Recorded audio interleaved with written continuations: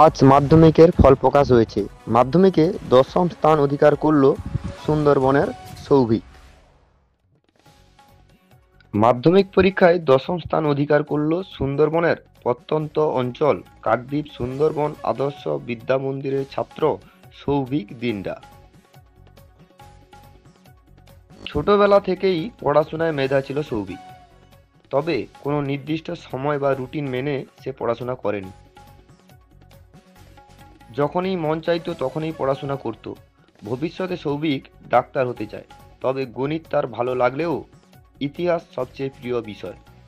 এই বিষয়ে সৌভিক জানায় ভবিষ্যতে সায়েন্স নিয়ে পড়াশোনা করতে চায়, তাই ভবিষ্যতে ইতিহাস বিষয়টিকে নিয়ে খুব অভাব অনুভব করবে। সৌভিকের এই সাফল্যেই কি বলছেন তার পরিবার পরিজনেরা ও কি বলছেন সৌভিক নিজে, শোনাবো সেই বক্তব্য।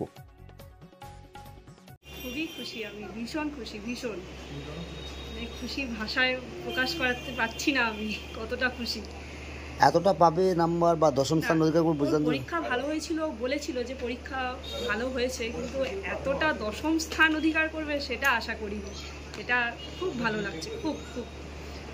ছোট থেকে বড় করলেন, তারপরে যদি মানে এক কথায় বলতে ছেলের যদি হবি থাকে কোনো কিছু, সেটা সাপোর্ট করবেন? হ্যাঁ, অবশ্যই করবো। ও যেদিকে যেতে চাইবে সেদিকে সবার সাপোর্ট আমাদের ওর কাছে আছে, সবার। ওর দিদা থেকে শুরু করে মামা, আমার সবার সাপোর্ট আছে।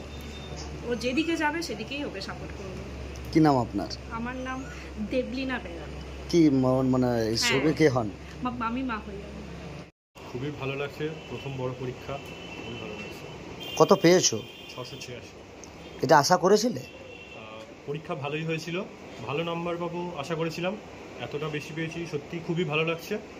আর ইতিহাসে 94 পেয়েছি, ওইটা আরেকটু যদি বাড়তো আরও একটু ভালো লাগতো। জীবনে কি করার ইচ্ছা রয়েছে? জীবনে আপাতত ডাক্তারি পড়ার ইচ্ছে আছে, এরপরে দেখি কি হয়। সায়েন্স নিয়ে পড়া শুরু করেছি আপাতত। পড়াশোনার পাশাপাশি কি করতে ভালো লাগে? পড়াশোনার পাশাপাশি তো আমি খেলাধুলা করতে ভালোবাসি, এছাড়া খেলাধুলা দেখি, কুইজ করি, গান সিনেমা দেখি। এই মাধ্যমিক পরীক্ষার সময় যেটা ওই সময় কুইজ বা করতে সুবিধা হয়েছিল? না, ওই সময় কুইজটাকে অনেকটাই কমিয়ে দিয়েছিলাম, খুব কম জায়গায় কুইজটা করেছি, তবে কুইজটাকে এবার কন্টিনিউ করতে চাই অবশ্যই। কি নাম তোমার? সৌভিক দিন্ডা। খুবই আনন্দ। আমার মনে হয় আরও কিছু দিন বোধহয় আয়ু বেড়েই গেল। আমি বলতাম তুই যদি মাধ্যমিক, উচ্চ মাধ্যমিক, তারপর গ্র্যাজুয়েট যদি হওয়া দেখে যেতে পারি ভালোভাবে, সুষ্ঠুভাবে বা সুন্দর ভালো রেজাল্ট হিসেবে, তাতে বোধহয় আমি মরেও তবুও শান্তি পেয়ে যাবো যে হ্যাঁ, আমার নাতিকে আমি মানুষ করে আমি অনেক সুখী হয়েছি।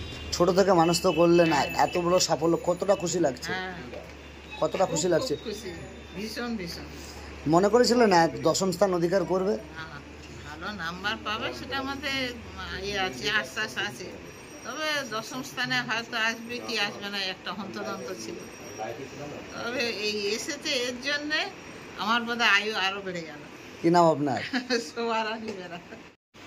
অবশ্যই খুবই ভালো, খুবই আনন্দের। কি মনে করছেন দশম স্থান অধিকার করতে পারবে? না, এটা হয়তো ভাবিনি, কিন্তু ভালো রেজাল্ট করবে এটা তো অবশ্যই ভেবেছিলাম। বলেছে ভালো পরীক্ষা হয়েছে, ভালো রেজাল্ট করবো, এটা তো আশা তো রেখেইছিলাম। দশম স্থান অধিকার করেছে, এটা তো মানে খুবই ভালো কথা। আর কি বলবো, খুবই ভালো আনন্দ। কত ঘন্টা পড়াশোনা করতো ছেলে? সেরকম বাধা ধরা কোনো কিছু নিয়ম ছিল না কত ঘন্টা পড়াশোনা করতো, তবে ও যখনই ভালো লাগতো ও তখনই পড়তো। সেটা রাত জেগে হলেও হয়েছে, দিনের বেলায়ও হয়েছে, দুপুর বেলায়ও হয়েছে, মানে সেরকম ভাবে। আচ্ছা, ছেলে পড়াশোনার পাশাপাশি আর কি কি করতে ভালোবাসে? পড়াশোনার পাশাপাশি বলতে গেলে ও কুইজটাকে খুব ভালোবাসে। আর ক্রিকেট খেলা খেলতে হয়তো সময় পায় না এখন, পড়াশোনার চাপে সব কিছু, মানে এখনকার যা পড়াশোনা তাতে টিউশন, পড়াশোনার চাপে খেলতে পারে না, কিন্তু খেলা দেখতে খুবই ভালোবাসে। সেটা পুরনো মানে খেলা হয়ে যাক, সেই খেলা হোক, বা নতুন যে খেলাটা চলছে হ্যাঁ সেটা হোক, সে পড়া বন্ধ করে রাত জেগে খেলা দেখতে খুব ভালোবাসে আর কুইজ করতে খুব ভালোবাসে। জীবনে ছেলে যদি কোনো কিছু করতে যায় কতটা সাপোর্ট করবেন মনে করছেন? একদম 100% সাপোর্ট তো অবশ্যই করবো। আমি মা হিসাবে ছেলেকে সামনের দিকে এগিয়ে নিয়ে যাব, এটাই তো কাম্য। পড়াশোনার পাশাপাশি পরিবার আছে, তারাও এগিয়ে নিয়ে যাবে, আমার দিদিরা আছে, জামাইবাবুরা আছে, আমার ভাই আছে, আমার মা আছেন সব থেকে বড় সাপোর্টে।